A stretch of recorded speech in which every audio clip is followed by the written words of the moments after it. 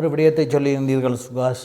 ஒரு காலத்திலே தமிழீழம் கேட்டவர்கள் இப்பொழுது இறங்கி வந்திருக்கின்றோம் என்று அந்த வார்த்தை பிரயோகத்துடன் என்னால் முழுமையாக ஒத்துப்போக முடியாது.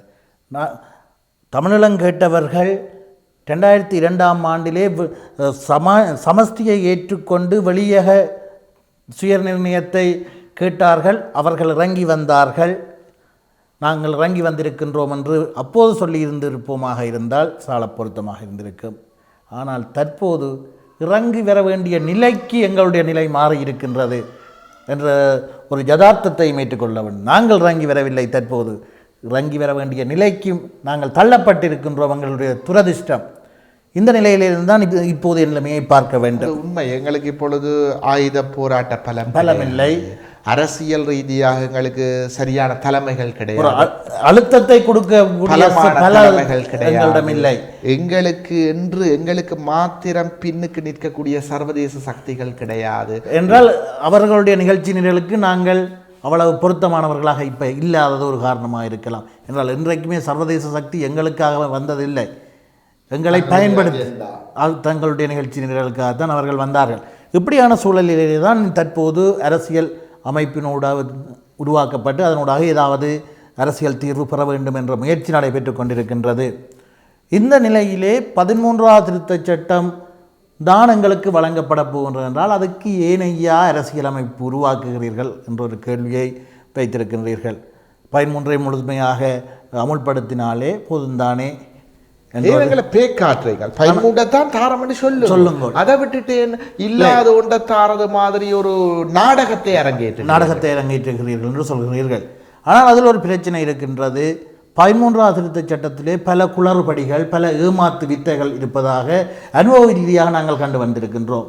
எங்களுக்கு தரப்பட்ட அதிகாரங்களையே மறுகையால் பறிக்கின்ற சரத்துக்கள் அங்கே இருக்கின்றன. அதனால்தான் நாங்கள் 13ஆவது திருத்தத்தை இலங்கையினுடைய இனப்பிரச்சினைக்கான ஒரு ஆரம்ப புள்ளியாக கூட பரிசீலிக்க தயாராக. ஆனால் உருவாகப் போகின்ற அரசியலமைப்பிலே அந்த 13வது திருத்தச் சட்டத்திலே வழங்கப்பட்ட அதிகாரங்களை அடிப்படையாக கொண்டு அங்கே இருக்கின்ற குறைபாடுகளை நிவர்த்தி செய்யும் வகையில் ஒரு அரசியல் தீர்வு கிடைக்குமாக இருந்தால் அது ஒரு முன்னேற்பாடாகத்தான், ஒரு என்னென்று சொல்வது, அது ஒரு நல்ல விடயமாகத்தானே பார்க்கக்கூடியதா. 13 விட பரவாயில்லாமல் இருக்கலாம். ஆனால் நாங்கள் இப்பொழுது எதிர்வருகின்ற அரசியல் திட்டம்தான் எங்களுடைய இனப்பிரச்சனையை தீர்ப்பதற்கான ஒரு கடைசி அஸ்திரமாக நாங்கள் பார்த்து கொண்டிருக்கின்றோம். ஆகவே அந்த அரசியல் யாப்பிலே நாங்கள் பரிசீலிப்புகளை பார்க்க முடியாது. எங்களுக்கு ஒரு திடமான முடிவு வேண்டும். ஏனென்றால் நாங்கள் சகலவற்றையும் இழந்திருக்கின்றோம். இனி நாங்கள் பரிசீலித்து பார்ப்போம் அல்லது கொஞ்ச காலம் இயங்க விட்டு பார்ப்போம் என்று சொல்லுவதற்கு எங்களுக்கு அவகாசமும் இல்லை, அந்த மனநிலையிலும் நாங்கள் இல்லை. ஏனென்றால் இப்பொழுது ஒரு காலம் கனிந்திருக்கிறது. ஐக்கிய நாடுகள் சபையிலே சில தீர்மானங்கள் நிறைவேற்றப்பட்டிருக்கிறது. ஆகவே இந்த நிலையில் நாங்கள் ஒன்றை பெறாவிட்டால் இனி எந்த காலத்திலும் பெற முடியாது. ஆகவே இதுதான் கடைசி. இதனூடாக பெறக்கூடிய அனைத்தையும் நாங்கள் பெற வேண்டும் அல்லது அதை நாங்கள் நிராகரிக்க வேண்டும். ஆனால் உங்களுடைய கோரிக்கை ஒரு புறம் இருக்க, ஒரு யதார்த்தத்தை நாங்கள் சீர்தூக்கி பார்க்க வேண்டிய தேவை ஒன்றும் இருக்கின்றது. என்னவென்று சொன்னால், இன்று ஒரு பேச்சுவார்த்தை மேசையிலே வந்திருக்கின்றோம். நாங்கள் ஒரு காலத்திலே நீங்கள் சொன்னது போன்று தனிநாடு கோரி போராடியவர்கள். இன்று எங்களுக்கு ஒரு அதிகாரங்களை கேட்கின்ற பொழுது அந்த அதிகாரங்களை வழங்குகின்ற அல்லது அதிகாரங்களை பகிர்ந்து கொள்ள தயாராக இருக்கின்ற பெரும்பான்மை சமூகம் மத்தியிலே இருக்கின்ற சந்தேகங்கள் களையப்பட வேண்டும். இவர்கள் எங்களோடு சேர்ந்திருப்பார்கள், பிரிவினைவாதத்தை உருவாக்க மாட்டார்கள். பிரிவினைவாத சமூகத்துக்கு மட்டுமல்ல, சர்வதேச சமூகம் கூட இன்று இங்கே இந்த நாடு பிளவுபடுவதை விரும்பவில்லை. அவ்வாறான சமூகத்தின் மத்தியிலே ஒரு அந்யோன்ய பரஸ்பர நம்பிக்கையை ஏற்படுத்த வேண்டும். அதுவரையாவது கொஞ்சம் அமைதியாக இருக்க வேண்டும் என்ற கருத்தொன்று இருக்கின்றது. அதை நீங்கள் ஏற்றுக்கொள்ள தயாராக இல்லையா? அந்த கருத்தை நாங்கள் ஏற்றுக்கொண்டபடியால் தான் தமிழீழத்தை நாங்கள் கோரவில்லை, வெளியே கோரவில்லை. அது நாங்கள் கேட்டாலும் கிடையாது. கோருவது சர்வதேச சட்டங்களின் படி பல்வேறு நாடுகளில் இருக்கின்ற சமஷ்டி மாதிரி நாங்கள் இலங்கையை ஒரு எங்களுடைய அரசாக ஏற்க தயார். ஆனால் எங்களுக்குரிய அதிகாரங்களை தாருங்கள். ஒரு வீட்டிலே 2-3 அறைகள் இருக்கிறது. வீடு, நாங்கள் ஒரு அறையாக இருப்போம். சிங்கள மக்கள் ஒரு அறையாக இருக்கட்டும், முஸ்லீம் மக்கள் ஒரு அறையாக இருக்கட்டும், மலையக தமிழர்கள் இன்னொரு அறையாக இருக்கட்டும். வேண்டுமென்றால் சிங்கள மக்கள் பெரும்பான்மையினர், அவர்களை நாங்கள் மதிக்க வேண்டும். அவர்கள் வேண்டுமென்றால் 3-4 அறைகளை எடுத்துக்கொள்ளட்டும். எங்களுக்கு ஒரு தனி அறையை தாருங்கள். இலங்கை என்று வருகின்ற பொழுது நாங்கள் சேர்ந்து செயற்படுவோம். வடக்கு கிழக்கிலே எங்களை நாங்கள் ஆளுகின்றோம். எங்களுடைய தலைவிதியை நாங்கள் தீர்மானிக்கின்றோம். இலங்கைக்கு எதிராக நாங்கள் செயற்பட போவது கிடையாது. அது என்ற சமஷ்டி என்ற வீட்டுக்குள் தான் அப்படியான ஒரு அதிகார பயிர்வு வேணும் என்று அவசியம் இல்லை தானே சுகாஷ்? மாகாண சபை ஒற்றையாட்சி அமைப்புக்குள் கூட தற்போது மாகாண சபைகள் பிரிந்திருக்கின்றன. நீங்கள் சொன்ன வடக்கு கிழக்கு அறையிலே தமிழ் மக்கள் இருக்கின்றார்கள், கிழக்கு அறையிலே முஸ்லீம்களும் சேர்ந்திருக்கின்றார்கள், ஏனைய இது அறைகளிலே சிங்கள மக்கள் இருந்து விட்டு போட்டு நீங்களே சமஷ்டி என்று பிடிவாதமாக நிற்கின்றீர்கள். நாங்கள் பிடிவாதமாக நிற்பதற்கு பலமான காரணம் இருக்கின்றது. ஏனென்றால் ஒற்றையாட்சி அரசியலமைப்புக்குள் நாங்கள் என்னதான் தீர்வை பெற்றாலும் அதிகாரங்கள் மத்திய அரசிடம் மாத்திரம்தான் குவிக்கப்பட்டிருக்கும். ஒற்றையாட்சிக்கு கீழ் இறைமை பிரிபட மாட்டாது. இறைமை என்பது அரசுக்கு சொந்தமானது. ஒற்றையாட்சியில் தனியொரு மத்திய அரசு மாத்திரம்தான் இருக்கும். இறைமை மத்திய அரசுக்கு மாத்திரம்தான் உரியது. மாகாணங்கள், உள்ளூராட்சி மன்றங்கள் இருந்தாலும் அவை மத்திய அரசினால் வழங்கப்படுகின்ற அதிகாரங்களை மாத்திரம்தான் பெற முடியும். மத்திய அரசு விரும்பினால் அந்த அதிகாரங்களை எப்பவும் மீளப்பெறலாம். ஆகவே இப்பொழுது ஒரு அரசாங்கம் இருக்கிறது, வைத்துக் கொள்வோம். மைத்திரிபால சிறிசேனவருடைய அரசாங்கம் இருக்கிறது. அவர்கள் ஒரு ஒற்றையாட்சி யாப்பை எங்களுக்கு தந்து சில அதிகாரங்களை தருகின்றார்கள். அடுத்து வருகின்ற ஒரு அரசாங்கம் அதை திரும்ப பெற மாட்டாது என்பதற்கு என்ன உத்தரவு? ஆனால் அந்த அரசியலமைப்பிலேயே மாகாணங்களுக்கு வழங்கப்படுகின்ற அதிகாரங்கள் திரும்பி பெற முடியாது வகையிலே சட்ட ஏற்பாட்டை உருவாக்கி கொண்டால் மத்திய அரசாங்கம் மாறினத்தினால் எந்த ஒரு காலகட்டத்திலும் மாகாணங்களுக்கு வழங்கப்பட்ட அதிகாரங்களை அதிகாரத்தை ஒற்றையாட்சி யாப்புக்கு கீழ் உருவாக்க முடியாது. ஏனென்றால் ஒற்றையாட்சி என்று சொல்லுகின்ற பொழுது அது தெளிவானது, சர்வதேச நியமங்களுக்கு உட்பட்டது. சகல விடயங்களும் மத்திய அரசுக்கு கீழே தான் வரப்போகுது. ஒரு சட்டத்துறை, ஒரு நிர்வாகம், ஒரு நீதித்துறை, அந்த அமைப்புக்குள் மாத்திரம்தான் நாங்கள் இயங்க முடியும். அதை தாண்ட முடியாது. அந்த எல்லைக்கோட்டை நாங்கள் தாண்ட முடியாது. ஆகவே அவர்கள் தங்களுடைய விருப்பு வெறுப்புகளுக்கு அமைவாக எங்களுடைய தலைவிதிகளை தீர்மானிக்கலாம். அந்த இடத்தில் தான் நாங்கள் முரண்படுகின்றோம். இந்த ஒற்றையாட்சியா சமஷ்டியாட்சியா என்பது வெறுமனே சொற்பிரயோகங்களோடு தொடர்பு பட்ட ஒரு விடயம் அல்ல. தமிழர்களை பொறுத்தவரை அது எங்களுடைய அடிப்படையான விடயம், எங்களுடைய அடிப்படையான அபிலாஷையோடு தொடர்பு பட்ட விடயம். ஏனென்றால் நாங்கள் அந்த இடத்தில் ஒரு விட்டு கொடுப்பை செய்வோமாக இருந்தால் எங்களுடைய தலைவிதியை கடவுளால் கூட காப்பாற்ற முடியாது. அந்த தந்தை செல்வநாயகம் சொன்னார், இனி தமிழர்களை கடவுளால் காப்பாற்ற வேண்டும் என்று. ஆனால் என்னை பொறுத்த வரைக்கும் அடுத்து வருகின்ற தீர்வு திட்டத்திலே நாங்கள் ஒரு பலமான தீர்வை, குறைந்தபட்சம் சமஷ்டியையாவது பெறாவிட்டால் இன்னும் ஒரு 20 வருடங்களுக்கு பிற்பாடு அல்லது ஒரு 25 வருடங்களுக்கு பிற்பாடு, சிலவேளை 10 வருடங்களுக்கு பிற்பாடு இலங்கையர்களாக நாங்கள் இருப்போமே தவிர தமிழர்களாக இருக்க மாட்டோம். நீங்கள் ஒற்றையாட்சிக்குள் அதிகாரங்கள் பகிரப்படவே முடியாது, அது அதிகாரங்கள் மத்தியிலே தான் குவிந்திருக்கும் என்று திடமாக சொல்கின்றீர்கள். அண்மையிலே நேருக்கு நேர் நிகழ்ச்சிக்காக வழிநடத்தல் குழுவின் முக்கிய பங்குதாரராக இருக்கக்கூடிய நாடாளுமன்ற உறுப்பினர் சுமந்திரனை சந்தித்த போது அவர் ஒரு விடயத்தை சொல்லியிருந்தார். எங்களுடைய மக்கள் ஒற்றையாட்சிக்கு ஊடாக பிரச்சனைகளை தீர்க்க முடியாது, எங்களுடைய உரிமைகளை பெற்றுக்கொள்ள முடியாது என்று எந்த அளவுக்கு நம்புகின்றார்களோ அதே அளவுக்கு சிங்கள மக்கள் சமஷ்டி என்பது தமிழ் மக்களுக்கு கொடுத்தால் நாட்டை பிரிவுபடுத்துவதற்கு சமனானது என்று உறுதியாக இருக்கின்றார்கள். இந்த 2 தரப்புக்குமே இருப்பது ஒற்றையாட்சியா சமஷ்டியா என்பது. ஆனால் உண்மையான விடயம் அதிகாரங்கள் பகிரப்பட வேண்டும். அந்த வகையிலே தான் நாங்கள் புதிய அரசியலமைப்பிலே அந்த பேரை மென்ஷன் பண்ணாமல் ஒற்றையாட்சியா சமஷ்டியா என்று வைத்து வாதிடாமல் அந்த பெயரை குறித்து நிற்காமல் அதிகாரங்களை பகிர்வது தொடர்பிலே ஆராய்ந்து வருகின்றோம் என்று சொல்லியிருந்தார். அதிலே சில விடயங்கள் சொல்லியிருந்தார். மாகாண சபை, அதாவது தற்போதைய 13ஆவது திருத்தச் சட்டத்திலே உள்ளடக்கப்பட்டுள்ள அதிகாரங்கள் முழுமையாக வழங்கப்படும், அதை அடிப்படையிலான புதிய அரசியலமைப்பு காணப்படும் என்றும் அதிலே பொதுப்பட்டியல் நீக்கப்படுகின்றது.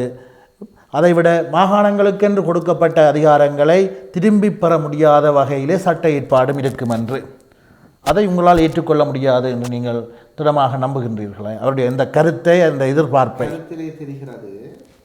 சிங்கள மக்கள் சமஷ்டி ஏற்க தயாராக இல்லை, தமிழ் மக்கள் ஒற்றையாட்சி ஏற்க தயாராக இல்லை. ஆனால் ஒரு தீர்வு வேணும் என்ற விஷயம் இருக்கின்றது. எல்லாரும் ஏற்கிறார்கள். நீங்களே யோசியுங்கள், இந்த இரண்டு விடயங்களில் யாருடைய நிலைப்பாடு சரியான நிலைப்பாடு என்பதை நாங்கள் சீர்தூக்கி பார்க்க வேண்டும். நாங்கள் பாதிக்கப்பட்ட சமூகம், நாங்கள் ஒரு சரியான நிலைப்பாட்டிலே இருக்கிறோம். எங்களுக்கு இதுதான் தேவை என்று எங்களுடைய உரிமை.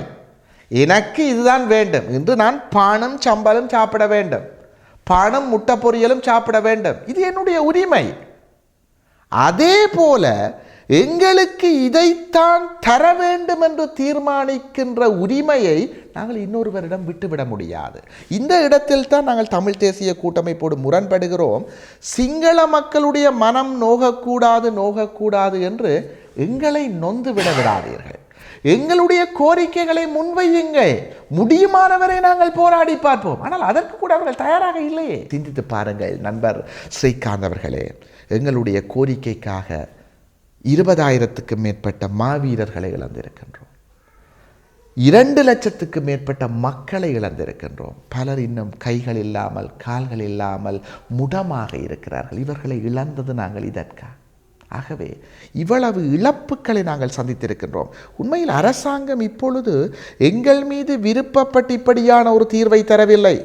சர்வதேச சமூகத்தினுடைய அழுத்தம், ஐக்கிய நாடுகள் சபையிலே தீர்மானம் நிறைவேற்றப்பட்டிருக்கிறது, அந்த அழுத்தங்களால் தான் வருகிறார்கள். அந்த நேரத்தில் நாங்களும் அழுத்தத்தை பிரயோகித்தால் நிச்சயமாக நல்ல ஒரு முடிவை பெற முடியும். ஆனால் நாங்கள் அழுத்தத்தை பிரயோகிக்கிற தரப்புகளாக இல்லாமல் அரசாங்கத்தினுடைய அழுத்தத்தை குறைக்க பயன்படுத்தப்படுகின்ற தரப்புகளாக இருக்கின்றோம் என்பதுதான் என்னுடைய ஆதங்கம். ஏனென்றால் நாங்கள் ஐக்கிய நாடுகள் சபையிலேயும் போய் அரசாங்கத்துக்கு சார்பாக கதைக்கின்றோமே தவிர எங்களுடைய தீர்வை பெற கதைக்கவில்லை. தீர்வை பெறுவதற்காக கதைக்க முற்பட்ட சிலருடைய குரல்கள் கூட அடக்கப்பட்டிருக்கிறது. ஆகவே இந்த போக்கைத்தான் நாங்கள் எதிர்க்கின்றோம், நிராகரிக்கின்றோம். முடியுமானவரை போராடுவோம், ஜனநாயகத்தினுடைய இறுதி அந்தம் வரை போராடுவோம், அகிம்சையினுடைய உச்ச கட்டம் வரை சென்று பார்ப்போம். அந்த உச்ச கட்டத்திலே வேண்டுமென்றால் சில விட்டுக் கொடுப்புகளை செய்யலாம், ஆனால் அடிப்படையான விடயங்களை விட்டுக் கொடுக்க முடியாது. ஆனால் இப்பொழுது இருந்தே விட்டுக் கொடுப்பதை பற்றி கதைப்பது என்பது தென்னிலங்கையில் இருக்கின்ற அரசியல் தலைமைகளுக்கு எங்களுடைய கோரிக்கைகளை பரிசீலித்து பார்ப்பதற்கு கூட ஒரு எண்ணத்தை தோற்றுவிக்க மாட்டாது. உங்களுக்கு தெரியும், எங்களுடைய போராட்டம் என்பது இன்று நேற்று தொடங்கியதில்லை. 60 வருட போராட்டம், அஹிம்சை வழி சத்தியாகிரகங்கள் தொடங்கி இரத்தத்திலகமிட்டு ஆயுதமேந்தி முள்ளிவாய்க்காலிலே நீங்கள் சொன்னது போல ஆயிரக்கணக்கான உயிர்களையும் லட்சக்கணக்கான சொத்துழப்புகளை கோடிக்கணக்கான சொத்துக்களையும் இழந்துதான் இந்த நிலைக்கு வந்திருக்கின்றோம். இன்னும் எதுவரை நீங்கள் போராடி பார்க்க போகின்றோம்? உங்களுடைய எல்லை எதுவரை?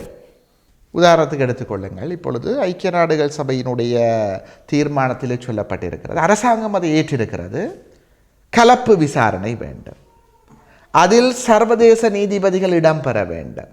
இது தீர்மானம். இலங்கை அரசாங்கமும் அதை ஏற்றிருக்கிறது. இது எழுத்து வடிவத்திலே இருக்கிறது. ஆகவே இந்த இடத்தில் நாங்கள் கோரலாம், எங்களுக்கு கலப்பு விசாரணை தான் வேண்டும், உள்ளக விசாரணை வேண்டாம். ஏன் எழுத்திலே இருக்கிறது. உள்ளக நீதிபதிகள் வேண்டாம், சர்வதேச நீதிபதிகள் வேண்டும், ஏன் எழுத்திலே இருக்கிறது. அதை கூட நாங்கள் கேட்கின்றோம் இல்லையே. நாங்களே சொல்லுகின்றோம் சர்வதேச விசாரணை முடிந்து விட்டது, நாங்கள் சொல்லி இருக்கின்றோம், எங்களுடைய எம்பிமார் சொல்லி இருக்கின்றார்கள். ஆகவே எங்களுடைய தலைமைகளாக பல்வேறு நிகழ்ச்சி நிரலில் இருப்பவர்கள் இறக்கிவிடப்பட்டிருக்கிறார்கள்.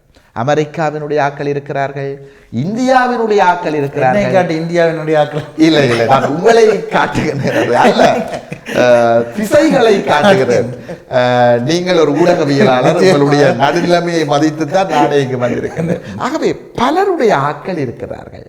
ஆனால் கவலைக்குரிய விடயம், எங்களுடைய உண்மையான ஆட்களை நாங்கள் தேட வேண்டி இருக்கிறது. ஆகவே எங்களுடைய உண்மையான பிரதிநிதிகள் இருப்பார்களாக இருந்தால் எங்களுடைய உண்மையான குரல்கள் நிச்சயமாக ஒலிக்கும். ஒரு விடயத்தை சொன்னீங்க, நீங்கள் சொன்ன ஒரு விடயத்தை நான் ஏற்றுக்கொள்கின்றேன். அந்த சர்வதேச பொறிமுறையிலே கலப்பு நீதிமன்றத்தை கையெழுத்து விட்டு ஏற்றுக்கொண்டு கையெழுத்திட்டு வந்தீர்கள், அதை செய்யுங்கள் என்று கேட்கலாம். அது ஒரு புறம் இருக்கு. இன்னும் நாங்கள் முதலிலே பேசியது அரசியலமைப்பு தொடர்பிலே, உருவாக்கம் தொடர்பிலே. தற்போது பேசப்படுகின்ற அரசியல் அமைப்பு போன்ற விடயங்களிலே உங்களுக்கு திருப்தி இல்லை என்றால் உங்கள் போன்றவர்களுடைய எதிர்பார்ப்பு என்னவாக இருக்கின்றது? எங்களுடைய எதிர்பார்ப்பு, நாங்கள் இல்லாத ஒன்றை உருவாக்க முயற்சிக்கவில்லை, புதிதாக ஒன்றை கண்டுபிடிக்கவும் முயற்சிக்கவில்லை. அதே நேரம் 2009 மே 18க்கு முன்பிருந்த அந்த இலட்சிய கனவுகளோடும் நாங்கள் கதைக்கவில்லை.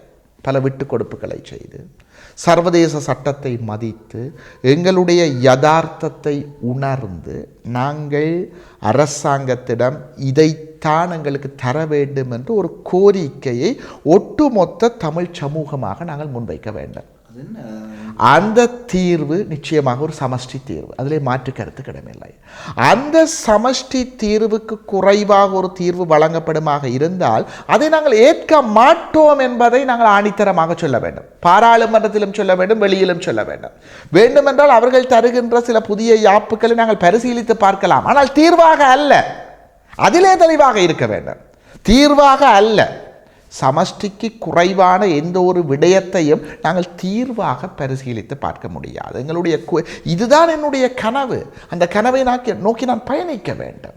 அதற்காக கனவை கண்டுவிட்டு அது நடக்குமா இல்லையா என்றெல்லாம் சிந்தித்து கொண்டிருந்தால் எதுவுமே இந்த உலகத்திலே நடவாது. அப்துல் கலாம் சொன்னான், கனவு காணுங்கள்.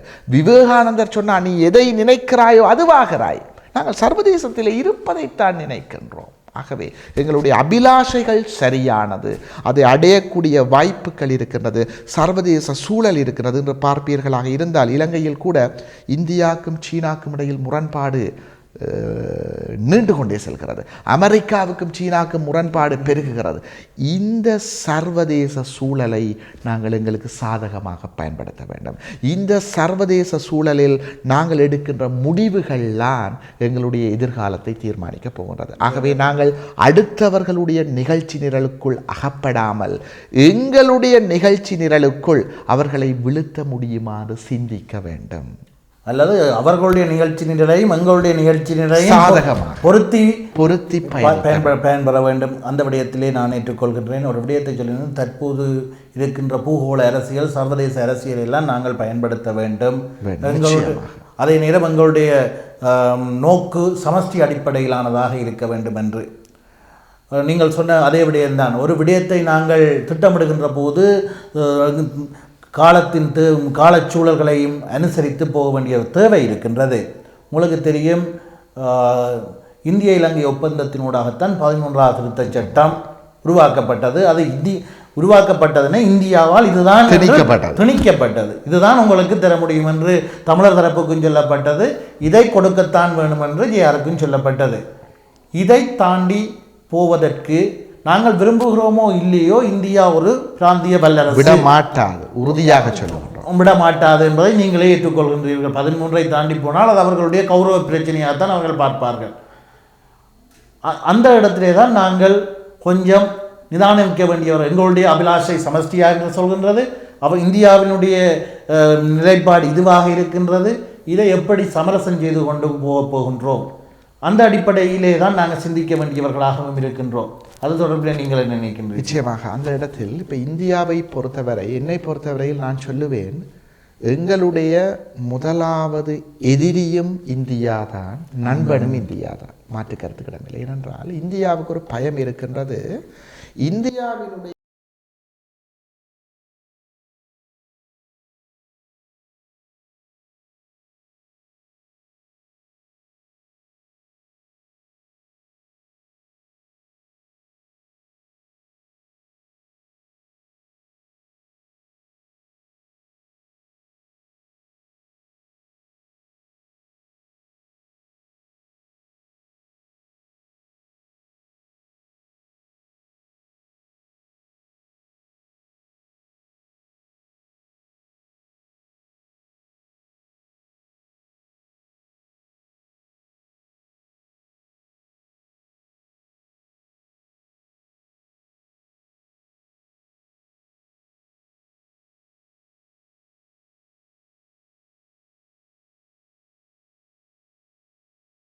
இந்தியாவினுடைய நிகழ்ச்சி நிரலுக்குள் மாத்திரம் நீங்கள் நிற்காதீர்கள்.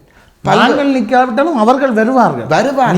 அந்த நேரத்திலே நாங்கள் இந்தியாவுக்கு எதிரான அல்லது அந்த அமெரிக்காவை எடுத்துக்கொள்ளுங்கள், அப்படியான தேசங்களினுடைய ஆதரவோடு எங்களுடைய அபிலாஷைகளை அடைய முற்பட வேண்டும். நாங்கள் ஒரு நாட்டை மாத்திரம் நம்பி நிற்கப்படாது. எங்களுடைய கோரிக்கைகளுக்கு யார் செவி சாய்ப்பார்கள்? உதாரணத்துக்கு இப்படி வைத்துக் கொள்வோமே, மஹிந்த ராஜபக்ஷ சைனாவோடு நிற்கின்றார் என்றால் மஹிந்தவை எதிர்க்கின்ற தரப்புகளோடு நாங்கள் நிற்க வேண்டும். இது சிம்பிளான ஒரு லாஜிக். மஹிந்த சைனா ஒரு பக்கம் என்றால் நாங்கள் எதிர்ப்பக்கத்திலே நிற்போம். அல்லது தென்னிலங்கையிலே மைத்திரிபாலவோடு அமெரிக்கா இருந்தால் அமெரிக்காவுக்கு எதிரான நாடுகளோடு நாங்கள் நிற்போம். சர்வதேச பூகோள அரசியல் இதைத்தான் சொல்லுகிறது. ஆகவே எங்களுடைய நிகழ்ச்சி நிரலுக்குள் அவர்களை உள்வாங்குகின்ற வேலை திட்டங்களை நாங்கள் முன்னெடுக்க வேண்டும். அதை விடுத்து எந்த ஒரு நாட்டினதும் முழுமையான நிகழ்ச்சி நிரலுக்குள் நாங்கள் நிற்போமாக இருந்தால் அவர்கள் எங்களை பயன்படுத்திவிட்டு அவர்கள் சென்று விடுவார்கள். கண்ட பாடத்தை தான் நான் சொல்ல வருகின்றேன். இந்தியாவை எங்களுடைய நிகழ்ச்சி நிரலுக்குள் கொண்டு வர முடியாது. நாங்கள் இந்தியாவை பகைத்து கொண்டால் என்ன நடக்கும், இந்தியாவை பகைத்து கொண்டு இந்தியாவுக்கு எதிரான சக்திகளோடு இணைந்து கொண்டால் என்ன நடக்கும் என்பதை நாங்கள் அண்மைய வரலாறுகளிலே பார்த்திருக்கின்றோம். உங்களுக்கு தெரியும், தமிழ் விடுதலை புலிகளுடைய தலைவர் பிரபாகரன் சொன்னதாக பல விடுதலை புலிகளுடைய சஞ்சிகளிலே குறிப்பிடப்பட்டிருந்தது, இந்தியாவை நம்ப முடியாது, நாங்கள் வேறு நாடுகளிலிருந்து ஆயுதங்களை கொண்டு வர வேண்டும் என்று சொல்லித்தான் ஆரம்ப கட்டத்திலே ஆயுதங்களை இறக்குமதி செய்து மேற்குலக நாடுகளோடு அவர்களுடைய தொடர்புகளை பலப்பித்தனர். ஆனால் இந்தியாவை முறித்து கொண்டு எந்த ஒரு பூலோக அரசியல் நகர முடியாது என்ற யதார்த்தம் ஒன்றும் இருக்கிறது. 2002ஆம் ஆண்டு நோர்வே இங்கே பேச்சுவார்த்தையின் அனுசரணையாளராக இருக்கின்ற போதும் இந்த நகர்வுகள் ஒவ்வொன்றையும் இந்தியாவுக்கு சொல்லிவிட்டுத்தான் சொல்கேம் இங்கே வந்தார். இந்தியாவை முறிக்க, இந்தியாவுக்கு எதிரான சக்திகளோடு நாங்கள் சேருவோமாக இருந்தால் நாங்கள் இன்னும் பாடத்தை கற்றுக்கொள்ளவில்லை என்றுதான் அர்த்தம். இந்தியாவினுடைய நிகழ்ச்சி நிரலை ஏற்றுக்கொண்டு அதை எங்களுக்கு சார்பாக எந்த அளவுக்கு மாற்றுகிறோமோ அதிலே தான் எங்களுடைய வெற்றி தங்கி இருக்கின்றது. முறிப்பது என்று சொல்லுவதை விட அவர்கள் சொல்லுகின்ற அத்தனையையும் நாங்கள் கேட்க முடியாது. அதான் எங்களுடைய கருத்து. இப்பொழுது பாருங்கள், மஹிந்த ராஜபக்ஷ இலங்கையினுடைய ஜனாதிபதியாக இருந்த பொழுது மஹிந்தவுக்கு பின்னால் சீனா இருந்தது. அந்த நேரத்திலே முழுக்க இந்தியா மஹிந்தவுக்கு எதிராகத்தான் இருந்தது. ஆனால் அந்த நேரத்திலே அந்த சூழலை நாங்கள் பயன்படுத்தவில்லை. மஹிந்த ராஜபக்ஷ ஜனாதிபதியாக இருந்த பொழுது சீனா மஹிந்தவுக்கு பின்னால் இருக்கின்றது. ஆகவே இந்தியாவுக்கு விரும்பியோ விரும்பாமலோ மஹிந்தவை எதிர்க்க வேண்டிய ஒரு தேவைப்பாடு இருக்கிறது. என்றால் சீனா வரக்கூடாது, இந்தியாவுக்கு தேவை. ஆகவே அந்த நேரத்தில் தமிழர்கள் இந்தியாவோடு சொல்ல வேண்டும், நீ எங்களுக்கு இதை தந்தால் நாங்கள் உன்னோடு இருப்போம். ஏனென்றால் அந்த தருணத்தில் இந்தியாவுக்கு விரும்பியோ விரும்பாமலோ மஹிந்தவுக்கு எதிரான தரப்பினருடைய ஆதரவு தேவை. அந்த தேவையை பூர்த்தி செய்வதற்கு நாங்கள் நிபந்தனையோடு ஆதரவு கொடுக்க வேண்டும். அந்த இடத்திலே எங்களுடைய இனத்தினுடைய அபிலாஷைகளை நாங்கள் முன்வைக்க தவறுகின்றோம். அப்படியான தருணங்களில் எங்களுடைய இனத்தினுடைய அபிலாஷைகளை முன்வைத்து எதிர்கால தீர்க்க தரிசனத்தோடு யோசிக்கின்ற தலைமைகள் எங்களுக்கு இருந்தால் நிச்சயமாக நாங்கள் எதிர்பார்க்கின்ற அத்தனையையும் அச்சொட்டாக பெறாவிட்டாலும் சில விட்டு கொடுப்புகளை கொடுத்து எங்களுடைய தலைவிதியை தீர்மானிக்கின்ற ஒரு தீர்வை பெறலாம் என்று இன்றும் நம்புகின்றோம். அந்த பாதையிலே பயணிக்கின்றோம். ஆம், சுகாசினுடைய நம்பிக்கை வெற்றியளிக்க வேண்டும். இது தொடர்பிலே பேச வலிக்கிட்டால் நீண்ட நேரம் பேசிக்கொண்டு போகலாம் சுகாஷ். ஆனால் இந்த நேர்காணலை ஒரு மட்டுப்படுத்தப்பட்ட நேரத்துக்குள் முடிக்க வேண்டும் என்பது கட்டாயமாக இருக்கின்றபடியால் இதை நாங்கள் இத்துடன் சுருக்கிக் கொள்வோம். இருந்தாலும் நடைமுறை ரீதியிலே சாத்தியமான வழிவகைகள் ஊடாக எங்களுடைய ராஜதந்திர நகர்வுகளை நகர்த்துவதன் ஊடாக சர்வதேச பூகோள அரசியல், இலங்கை அரசியல் அனைத்தையும் கிரகித்து எங்களுடைய நகர்வுகளை நகர்த்துவதன் ஊடாகத்தான் எங்களுடைய பிரச்சனைகள், எங்களுடைய இலக்குகளை அடைய முடியும் என்பதுதான் சுகாசனுடைய கருத்தாகவும் இருக்கின்றதை எடுத்துக்கொண்டு ஆதவனை இன்றைய நேருக்கு நேர் நிகழ்ச்சியை நிறைவு செய்து கொள்கின்றோம். நன்றி, வணக்கம்.